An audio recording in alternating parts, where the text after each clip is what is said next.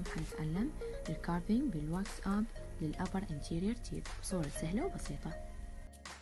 نستخدم اللارج تيب لوضع كمية من الواكس الذائب على بقايا التوث سيرفيس من جهة الليبيال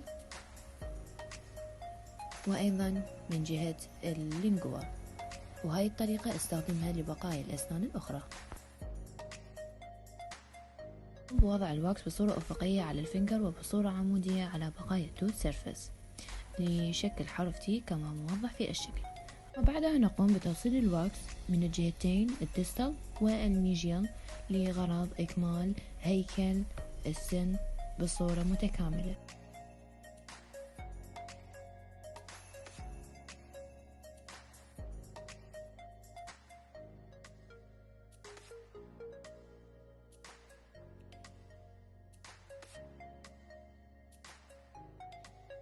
بعدها أضيف كمية من الواكس من جهة الانسايزر ايدج لجعل طول السن للسنترال انسايزر مساوي للناتشورال تيث adjacent.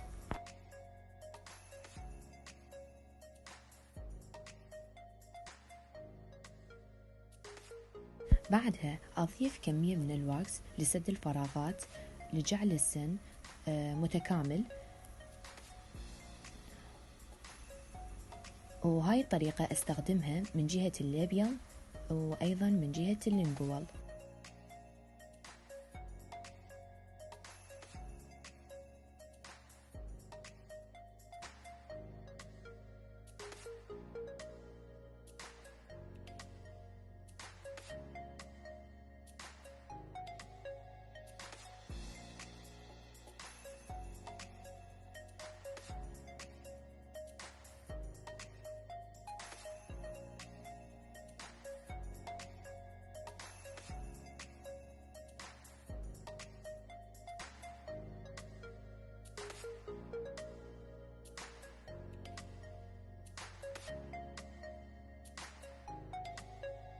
الطريقة التي استخدمناها بالسنترال انسايزر نستخدمها باللاترال انسايزر من ناحية الخطوط الأفقية والعمودية لإعادة بناء هيكل السن.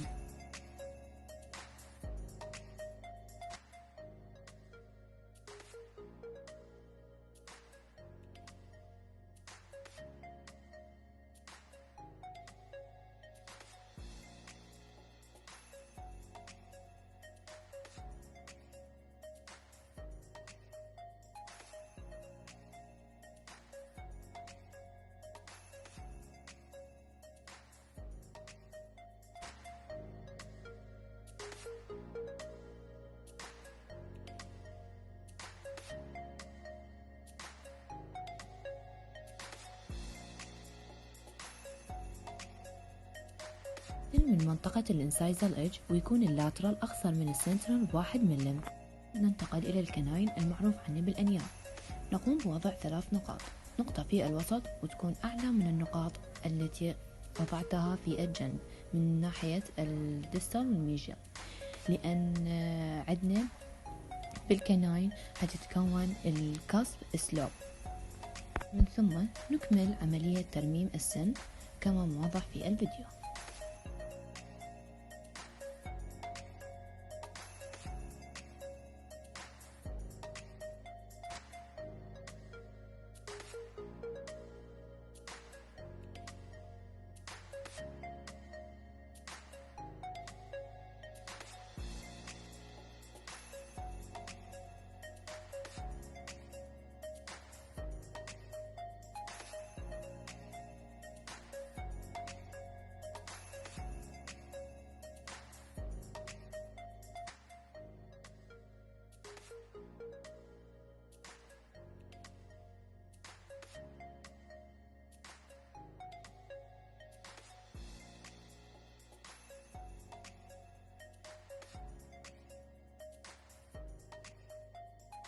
يكون الديستال سلوب أطول من الميزيال سلوب بالكناين.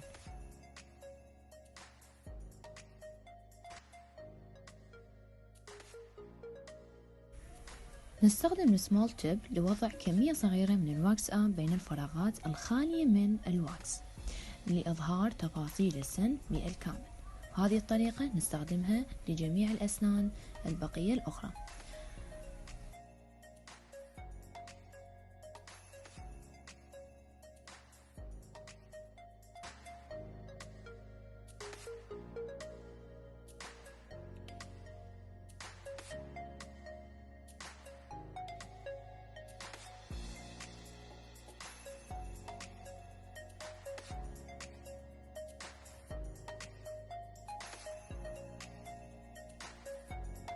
نستخدم اللاكرون لأغراض الفينيشينج والبوليشينج.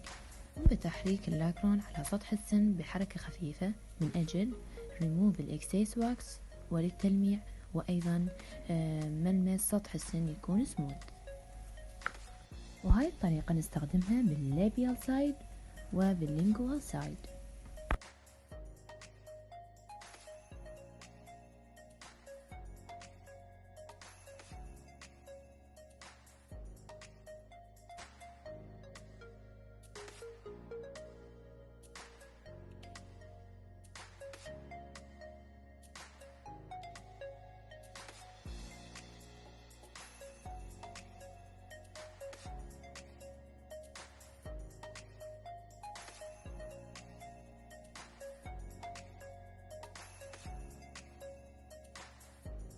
بعدها نستخدم كارفر 3 من أجل وضع فواصل واضحة بين الأسنان، وأيضا أستخدمه لإزالة الشارب أنجل الموجودة من جهتي ديستال والميجيال.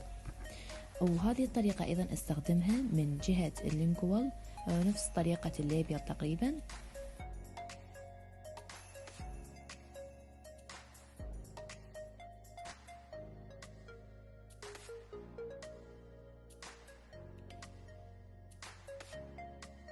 أحدد developmental groove الموجود على الليبيال سايد بالسنترال واللاترال والكناين.